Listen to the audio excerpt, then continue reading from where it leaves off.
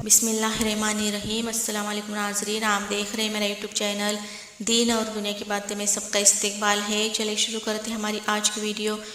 थोड़ी सी लंबी ज़रूर होगी लेकिन बहुत अहम भी है, इसलिए वीडियो पूरा ज़रूर देखें और लाइक करके हमें सपोर्ट कीजिए। नाज़रीन, जो जज्बा और जो जिगरा फ़िलिस्तीनियों में है वो बड़ों से लेकर बच्चों में ज़िंदगी और मौत से लड़ने का जज्बा, हिम्मत, हौसला जो उनमें है वो किसी और में नहीं होगा। नाज़रीन, ये सुन के आपका दिल सहम जाएगा कि फ़िलिस्तीन की औरतें अपने शौहर और बेटे को नमाज के लिए मस्जिद में भेजती है तो उसे ये नहीं पता होता है कि मेरा बेटा, मेरा शौहर मस्जिद से वापस ज़िंदा आएगा या उसकी लाश आएगी। अल्लाह के भरोसे पे वो जीते हैं क्योंकि वहाँ जगह जगह पर इजरायली बंदूक के ताने खड़े रहते हैं।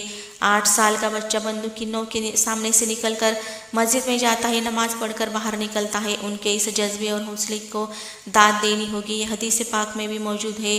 हुज़ूर पाक सल्लल्लाहु अलैहि वसल्लम ने फरमाया, मेरी उम्मत में से एक जमात ऐसी होगी जो ता क़यामत तक हक़ के लिए लड़ती रहेगी, हक़ पे चलेगी और अल्लाह उनका नासिर और मददगार होगा।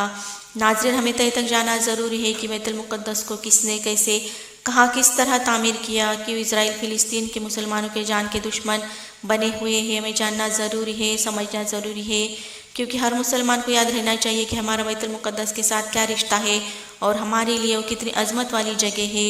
हम किस भी कंट्री में से हो, रूहानी रिश्ता हमारा मदीने से जुड़ा है तो मदीने के आका के फरमान से भी जुड़ा है। या रब्बे करीम, इज़राइल से फ़िलिस्तीन को आज़ाद करवा, आमीन। चले देखते बैतुल मुक़द्दस की तामीर किस तरह से हुई। नाज़रीन, जब हुज़ूर पाक सल्लल्लाहु अलैहि वसल्लम का दौर था उस बैतुल मुक़द्दस पर ईसाइयों का ही कब्ज़ा था, लेकिन ईसाइयों ने यहूदियों से कब्ज़ा हासिल किया था।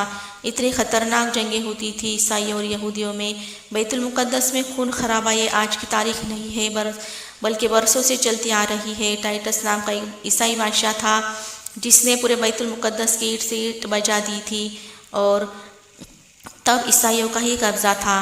उसने जितने यहूदी वहाँ थे सबको कत्ल करवा दिया था। कितने बड़े बड़े ईसाई बादशाह आए, उन्होंने वहाँ जुल्म के अलावा कुछ नहीं किया। यहूदी और ईसाइयों की तारीखें चलती थी, कभी यहूदी कब्ज़ा करते थे तो कभी ईसाई कब्ज़ा करते थे।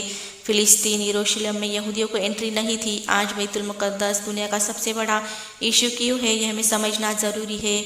इसकी बुनियाद यह है कि हज़रत आदम अलैहिस्सलाम के बाद से वह जगह मुक़द्दस फ़रिश्तों की तामीर की हुई थी। जब हज़रत दाऊद अलैहिस्सलाम तशरीफ़ लाए और आपकी वहाँ हुकूमत थी, आप उस वक्त वहाँ के बादशाह थे। आपने एक मस्जिद तामीर करने का हुक्म दिया था। आपके ज़माने में वो काम पूरा ना हो सका तो आपने अपने बेटे को वहाँ मस्जिद तामीर करने का हुक्म दिया। तब सुलेमान अलैहिस्सलाम अपने अब्बू के बाद वहाँ के बादशाह बने और अल्लाह के रसूल भी थे। अल्लाह ताला ने आपको सुलेमान अलैहिस्सलाम को ऐसी ताकत दी थी, आप हवा पर भी हुकूमत करते थे और जिन्नातों पर भी हुकूमत करते थे। सुलेमान अलैहिस्सलाम ने मस्जिद का काम शुरू किया, वह जगह जहाँ मूसा अलैहिस्सलाम इबादत किया करते थे। इसका जिक्र कुरान पाक में भी मौजूद है। हज़रत सुलेमान अलैहिस्सलाम ने पूरा डिज़ाइन बनवाया और जिन्नातों ने मस्जिद की तामीर करने का काम शुरू किया।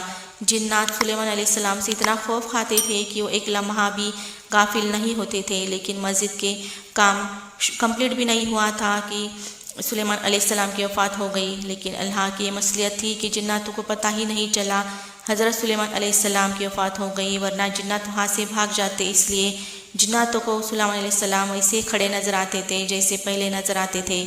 आपकी खड़े खड़े ही वफ़ात हुई थी। आप वफ़ात के बाद भी सुलेमान अलैहिस्सलाम वैसे ही खड़े हुए थे। कुरान पाक में मौजूद है, जब लकड़ी को दीमक लग गई और लकड़ी टूटकर गिर गई तब सुलेमान अलैहिस्सलाम नीचे आ गिरे। तब जिन्नातों को पता चला कि आप तो वफ़ात हो चुके हैं। तब जिन्नात वहाँ से भाग गए।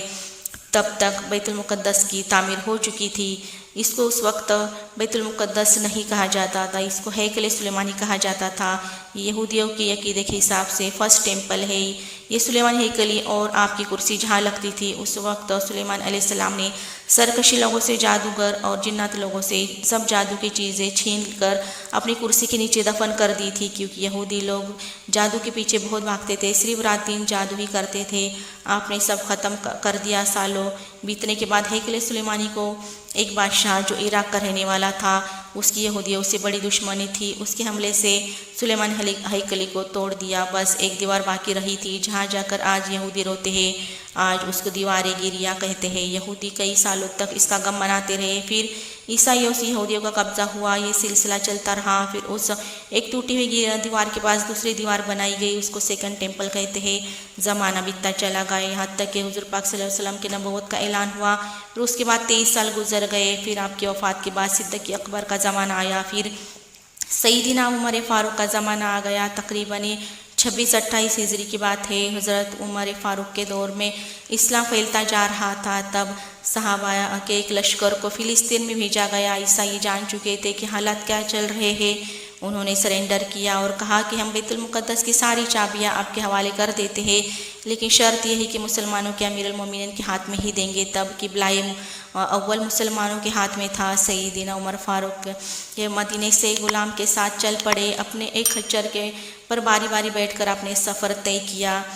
आप चल रहे थे और गुलाम खच्चर पर बैठा हुआ था। आपके इस अखलाक से ईसाई मुतासिर हो गए और बिना किसी जंग के उमर फ़ारूक बैतुल मुक़द्दस में दाखिल हो गए। आपने वहाँ ज़ोहर की पहली अजान दी, नमाज़ पढ़ा। ये सिलसिला चलता रहा। आप चाहते तो ईसाइयों को भगा देते थे, मगर आपने ऐसा नहीं किया। आपने ऐलान किया कि जो रहना चाहे वो रहिए, ईसाइयों का चर भी सलामत रखे। 400 साल सिलसिला चलता रहा। फिर फ़ातिमी दौर आया। इस दौर में खलीफाए मजबूत नहीं थे, जिसकी वजह से सलीबी ताकतें जितनी भी थी सब ने पहले बैतुल मुक़द्दस में आने जाने की इजाज़त ली। फिर धीरे धीरे कब्ज़ा जमाना शुरू किया और सारे मुसलमानों को ख़त्म कर दिया। बहुत खून खराबा हुआ। फ़िलिस्तीन की सरज़मीन यहूदियों के कत्ल से भी भरी हुई है, मुसलमानों के कत्ल से भी भरी हुई है। ये कब्ज़ा 87 ईयर्स तक चलता रहा। बहुत हुक्मरान बादशाह आए गए, मगर किसी ने हिम्मत नहीं की। कुदरिस्तान का एक शहज़ादा सलाहुद्दीन अय्यूबी, उनको सब खबर थी कि बैतुल मुक़द्दस में सब ख़त्म हो रहा है, मुसलमानों को बर्बाद किया जा रहा है। उन्होंने एक लकड़ी का मिंबर बनाया और अज़म किया, मैं इस मिंबर को बैतुल मुक़द्दस में रख करके रहूँगा और उसमें खुतबा भी दिया जाएगा। इस अज़म के साथ आपने 17 जंगें लड़ी। सलाहुद्दीन अय्यूबी रहमतुल्लाह अलैह एक नेक ईमानदार जर्नल थे। उन्होंने जो रोड मैप बनाया था उसमें उनको 2 साल के अंदर बैतुल मुक़द्दस को फ़तह करनी थी, मगर अपनों की मुखालिफत की वजह से 18 साल लग गए। उलझते उलझते फिर 87 ईयर्स के बाद सलाहुद्दीन अय्यूबी ने बैतुल मुक़द्दस को ईसाइयों से पाक किया और मिंबर लगा के खुतबा भी दिया। कई ईसाई आपसे खौफ खाते थे, कुछ तारीफ़ें भी करते थे। आप रहम दिल थे। 800 साल गुजर गए। 1921 आया, फर्स्ट वर्ल्ड वॉर हुई, पहले जंग अज़ीम। जंग के दौरान यहूदियों ने ज़बरदस्ती इजाज़त ली। खिलाफत उस्मानिया तुर्की की हुकूमत ख़त्म हो गई। हुज़ूर पाक सल्लल्लाहु अलैहि वसल्लम के वफ़ात के बाद से तुर्की की खिलाफत तक इस अरवे ज़मीन पर कोई ना कोई खिलाफत था, मगर 1921 के बाद 2023 तक 100 साल गुजर गए, कोई खलीफा नहीं रहा। बादशाह हुक्मरान तो बहुत आए गए, मगर खलीफा नहीं रहा। इन जालिमों ने हमारे खिलाफत के निज़ाम को ही मार डाला। जिस तरह डेमोक्रेसी कम्युनिज़म एक निज़ाम है, इसी तरह खिलाफत मेरे मुस्तफ़ा के निज़ाम का नाम है। जगह जगह से यहूदी जो मारे जा रहे थे, तब रहम करके फ़िलिस्तीन में रहने की जगह दी। सिर्फ 4000 यहूदी बढ़ते बढ़ते 1947-48 में हमारे देश में आज़ादी का मसला चल रहा था। तब तक यहूदी वहाँ लाखों की तादाद में बस गए। जब हिटलर होलोकॉस्ट से जुल्म के से भागकर यहूदी सब फ़िलिस्तीन में आकर जमा हुए, एक एग्रीमेंट साइन करके यहूदी एक कंट्री बनाया गया। फ़िलिस्तीन को 2 हिस्सों में बांटा गया, आधा अरबियों में, आधा यहूदियों में। आधा यहूदियों में फ़िलिस्तीन के जाने के बाद जंगें शुरू हुई। जितनी बार जंगें हुई उतनी बार इजराइल बढ़ता चला गया, फैलता चला गया। तब यूके, अमेरिका, यूरोप के सपोर्ट से अरबी यहूदियों ने अरब कंट्री को पीछे ढकेला, कोई तूर को भी हासिल किया। 1975 में इजराइल ने पूरे तरीके से फ़िलिस्तीन को अपने कंट्रोल में ले लिया, जिसमें बैतुल मुक़द्दस भी चला गया। इन्होंने पूरे मुसलमान के घरों को बर्बाद किया और वहाँ यहूदियों के घर बनाए। आज बैतुल मुक़द्दस खून में नहला रहा है। यहूदियों का ज़बरदस्ती कब्ज़ा इसलिए है कि ये चाहते हैं कि मस्जिद अक्सा हज़रत उमर फ़ारूक के हुक्म से हुई। फिर उमदी खलीफा जब आए, खलीफा वलीद बिन अब्दुल मलिक ने उसमें मस्जिद बनवाई। ये जो पीला गुम्बद हम देखते हैं, कुब्बतुस सखरा, जो मस्जिद अक्सा जो जिसको मशहूर किया गया है, डोम ऑफ रॉक जिसे कहते हैं, बैतुल मुक़द्दस को मस्जिद से लगी हुई है, वो पुरानी ही हो चुकी है, उसको इसे शो नहीं करते हैं। उसको गिरा के यहूदी का 3rd टेम्पल बनाना है। ये चाहते हैं कि हज़रत दाऊद अलैहिस्सलाम के ज़माने से जो शुरू हुआ था, हज़रत सुलेमान अलैहिस्सलाम ने जो टेम्पल बनाया था, हम उसे इसी जगह तामीर करेंगे। और बैतुल मुक़द्दस को मस्जिद अक्सा इन्हें गिराना चाहते हैं, शहीद करना चाहते हैं। इसके लिए ये क्या क्या साजिशें कर रहे हैं। आर्टिफिशियल ज़लज़ले लाए गए, अर्थक्वेक लाए गए, मस्जिदों में अक्सा मस्जिद गिराने के लिए, लेकिन अल्लाह की मर्ज़ी के आगे कुछ नहीं चलता है। इन्होंने आर्किटेक्ट डिज़ाइन भी बनवाया था टेम्पल का, और एक कॉइन भी बनवाया है जिसको लेकर वो टेम्पल के अंदर बाहर आ जा सकते हैं। 2017 में पूरी दुनिया की पूरी तैयारी यहूदियों ने कर रखी है। उन्होंने समझ लिया कि मुसलमानों के देशों के मुंह बंद हो चुके हैं। अरब कंट्री तो पूरी तरह इजराइल की ही बोली बोलती है, जो पहले इनके खिलाफ लड़े थे। मिस्र, सीरिया, जॉर्डन, इनके हालात ये है कि आपस की लड़ाई में मुफ्तिला है।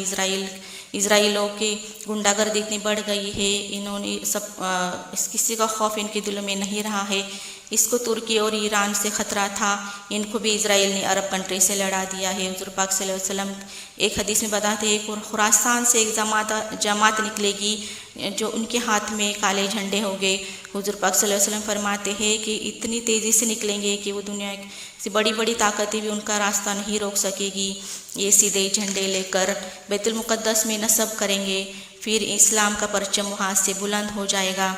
क़यामत के करीब करीब ये होने वाला है। यहूदी चाहे कितना भी ज़ोर लगा ले, मगर अल्लाह के हुक्म के आगे, अल्लाह के निज़ाम के आगे कुछ नहीं चल सकेगा। मेरे मुस्तफ़ा का फरमान आके रहेगा इंशाअल्लाह, द गलबा इस्लाम आके रहेगा इंशाअल्लाह। अल्लाह करीम हम सबको बैतुल मुक़द्दस की मुहाफ़िज़ीन में शामिल फरमाए। क़यामत के करीब हम इमाम मेहंदी की फ़ौज में अल्लाह ताला हमारा शुमुल फरमाए। करीम खुदा बैतुल मुक़द्दस को आज़ाद फरमा। आमीन सुम्मा आमीन। नाज़रीन, सब ने कमेंट में आमीन ज़रूर लिखे। वीडियो को लाइक शेयर सब्सक्राइब कर ज़रूर करें। इजाज़त लेती हूँ, अल्लाह हाफ़िज़। दुआ में याद रखना।